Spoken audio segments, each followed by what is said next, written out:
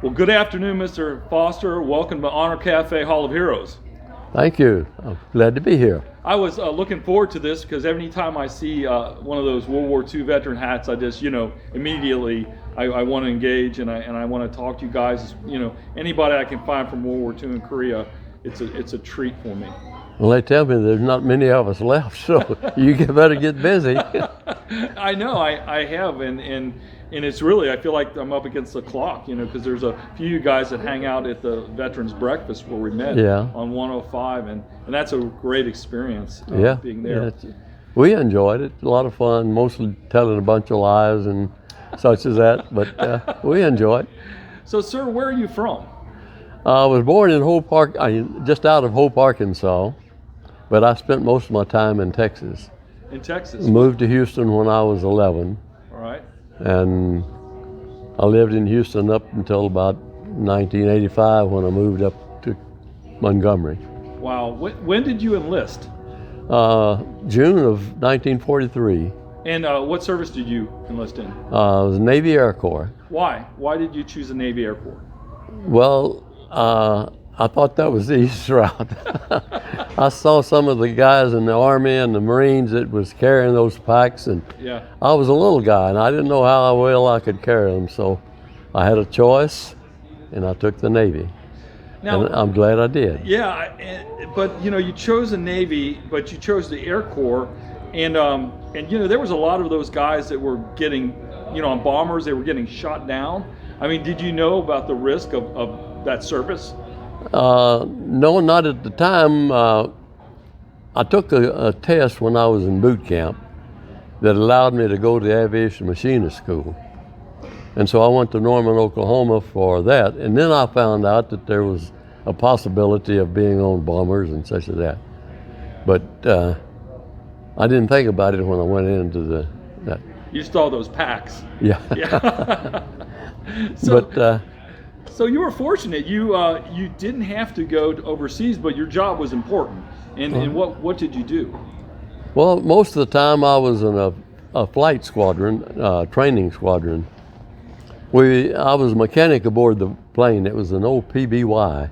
Okay. I don't know if you know what that is or not. I do. Okay. And they were old when we was using them.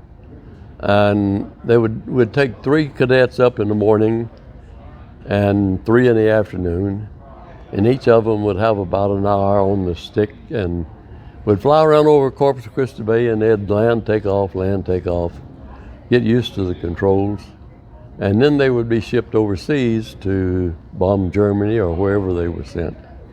Did you ever keep up with any of those guys, or was just kind of training and go? No, I never did. The only one that I never did keep up with him, but my pilot was George Bush, Papa Bush. Are you kidding me? Yeah. Let's talk about that. Well, I didn't know a whole lot about him. He was just my lieutenant, and he was a nice guy, just kind of laid back, even like he was when he was president. And I would like to have gotten in touch with him later, but there was always people around him. Yeah, that would be neat. Maybe with our connections here at the cafe to maybe connect you with the family. That would actually be kind of neat. Yeah, I would like to have. I'm sure that he wouldn't have remembered me, but. Well, you never know, because if you're a small crew on a plane, you're going up pretty frequently, and he's flying. You never know. The only one that was me and the pilot and the cadets is all that was on it. So he was training on this, but when he went overseas, he went to a fighter. Didn't he do a fighter? Yeah, I don't know if he ever went on the bombers or not, but I know he was on the fighters and he got shot down over there. How did that transition with training? Because was that just training to fly, and then you could change what you flew? I would think so. Yeah. Yeah. But once a month we would go up at night for night flights, so they'd get used to that part of it. Yeah. And those old PBYs, they had the 2 engines, and one of them would catch fire. You have to set it down on the Gulf there and get out with the fire extinguisher and put it out. Oh, are you kidding and me? Taxi back to the base on 1 engine. That happened pretty regular. That's crazy. Yeah. Why did they catch fire so easy? What? Why did they catch fire so easy? Oh, for one thing, like me.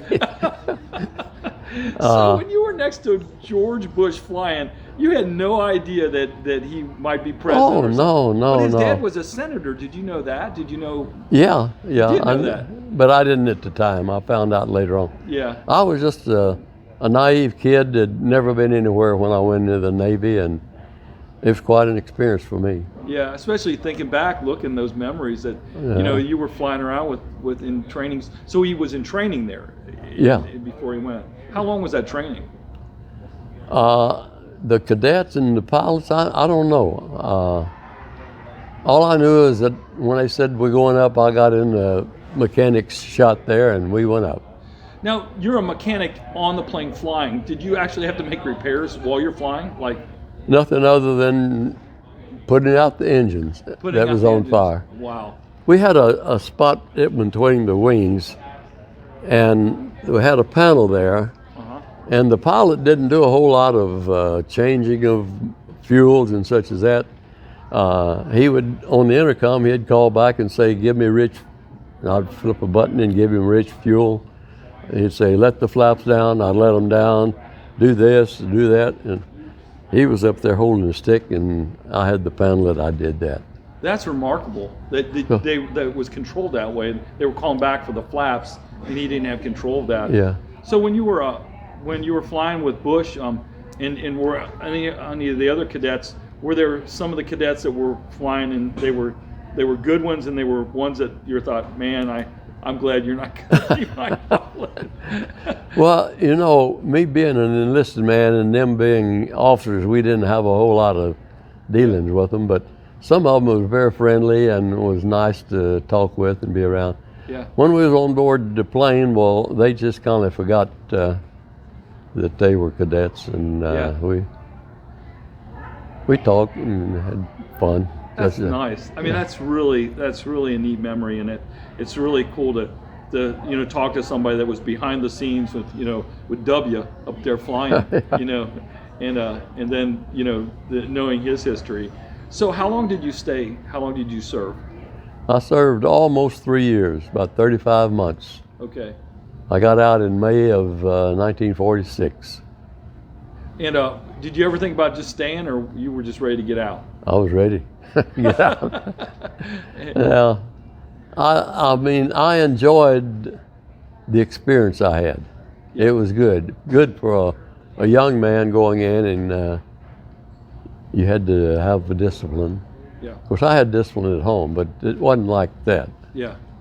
And so I had a good experience in there. Yeah. But 3 years was enough. It was enough. I learned my lesson. Yeah. So what'd you do when you got out? Well, when we got discharged, they started with the married men first, and then the older men, and then us younger ones got out.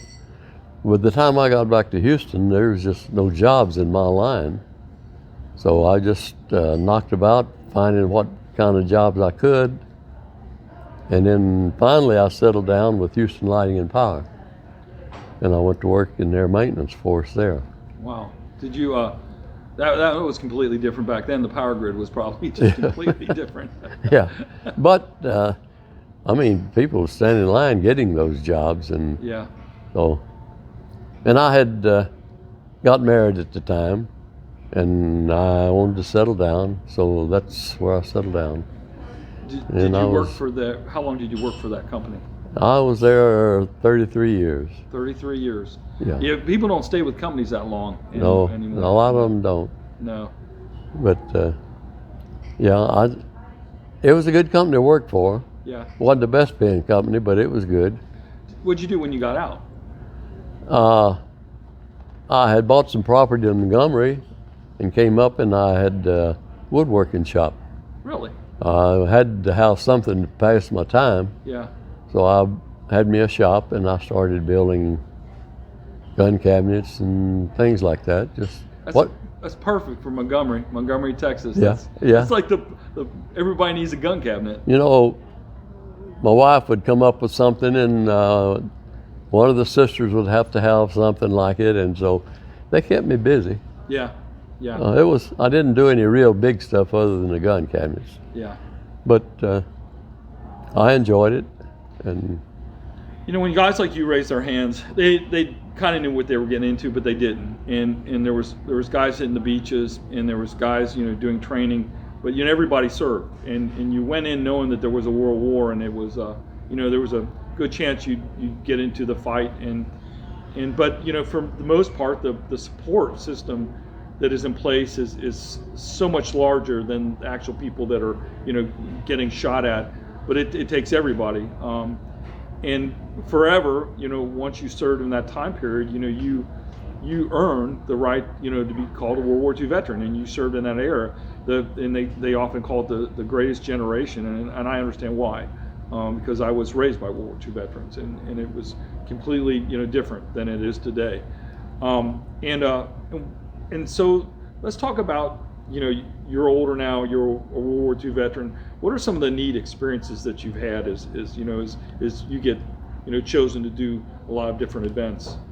I think probably the greatest was 3 or 4 years ago. I was on one of the honor flights to Washington, D.C. Wow. And that was an experience. My heart was just, we flew into Washington, and when we got into the airport there was just hundreds of people standing there clapping and thanking us for service. Man, it does something to you. Yeah. And then we went on through, and they had the honor guards that we passed through, and they were at attention for us. And they carried us a lot of places and fed us well and put us up in the best hotels. And Wow. we went out to the cemetery, and we saw the unknown soldiers' tomb and the guys walking back and forth. They told us, our guide told us, said they can't talk to you, they can't look at you, but said when they change the guards, the one that's in charge of that, when that person leaves, they will drag their feet, and that's in honor of you veterans. And I thought that was great. Wow. I've never heard that. I hadn't either. Yeah. And so she told us, said, just be watching. And sure enough, when this one, it was a woman that was in charge of it this time, when she started off, you could see her dragging those feet. Wow. She didn't look, didn't say anything, just, it was an experience. Yeah. I found something there that I had never heard or never thought about, was the difference in the gravestones of the Confederate and Union. I didn't know. They have on the Confederates, they come to a point. In the Union, they're oval. I don't know the purpose of that, but our guide was telling us that, and I thought it was pretty neat. Yeah. There's so many things, and you know, when you go on these trips, or you go to the Washington, the Smithsonian, so much of our history that's just been lost, and you know, that's why I like to talk to gentlemen like you who've experienced so much in life, and so you had a family. How many kids did you have? I have 3. You have 3. 2 girls and a boy. Did any of them serve? No. No. My oldest daughter is 68, and her husband served in Vietnam. Okay. But none of my children did. We were talking about a family member though that did serve. Was that the one we want to interview? The one that served in Vietnam? Yeah, he comes up there too, and we'll get him on the channel as well, and we'll, you know, because of his service and what he did in Vietnam. Is there anything, you know, that you can, words of wisdom that you can give to, you know, the generation coming up, you know, that you've learned in life, that you've learned in your service? Anything that stands out to you? Things that you would do differently? Probably a lot of things I would do different. For me, I think being a Christian is the greatest thing that you can tell children today. Yeah. And that was one of the things that I promised the Lord when I went into the service, that He would bring me home that I would live for him and would see that my kids did, my family. And they did and have. And so without the Lord, we're kind of lost. I think we're really lost. Yeah. Yeah. How did you serve as a Christian? What was different about your life that got you through? And how did you carry that when you were in the service? Because a lot of guys were just doing whatever they wanted. Yeah, they would they asked to go out and get drunk, and I'd lay in my bunk and read my Bible. Yeah. Let them go and get drunk. Yeah. And so when I came back home and got involved in the church, well, I taught men's class for about 40 years. Wow. And I enjoyed that. And I served as a deacon since 1960. So you were true to your end of the deal. Yeah. But a lot of grace gets us through, right? Well, like I say, there's a lot of things that you could tell the youth today, but if they don't have their life straight, I've heard some things. My granddaughter is a assistant principal at one of the schools. Yeah. And some of the things that they tell about those little kids, it's unreal. Yeah. Probably never thought you'd even imagine seeing it today. No. Yeah. It makes me think that I lived a pretty sheltered life growing up. No, it's not sheltered. It's a life of grace, because you didn't have to experience those things, and those things you experience don't make you a better person. They just require you to work through them. Well, I had parents that instructed me in some ways. When I was growing up. Yeah. You know what I'm talking. Yeah, corporal punishment, and you administered it as well, and it works. Yes, it does. It does work. Yeah. I think that the greatest generation, as you guys get that label. I think that a great generation that needs to rise up in this time, a time of crisis, just like in your time. I think it's going to be that remnant of young people that do believe, and that are Christians, and that they want to make a difference. Because without that, in our country, it's going to be it's going to be a problem. Well, you see a lot more now of the youth for Christ than you did some years back. Yeah, I think. I do too. I think they're standing up, and if you watch the regular news, you don't see the things that God's doing. Right. Yeah. You see the bad stuff. You see the bad stuff, but you don't see the good things it's doing. Yeah. So you've lived a long, amazing life, and you have hope because you have hope in Christ. Right. And you never lose that hope, no matter how old you get. No. It's the same. When you think about God as an old man, you still sometimes feel like still a kid. I mean, like it's like a youthful experience. Yeah. Yeah.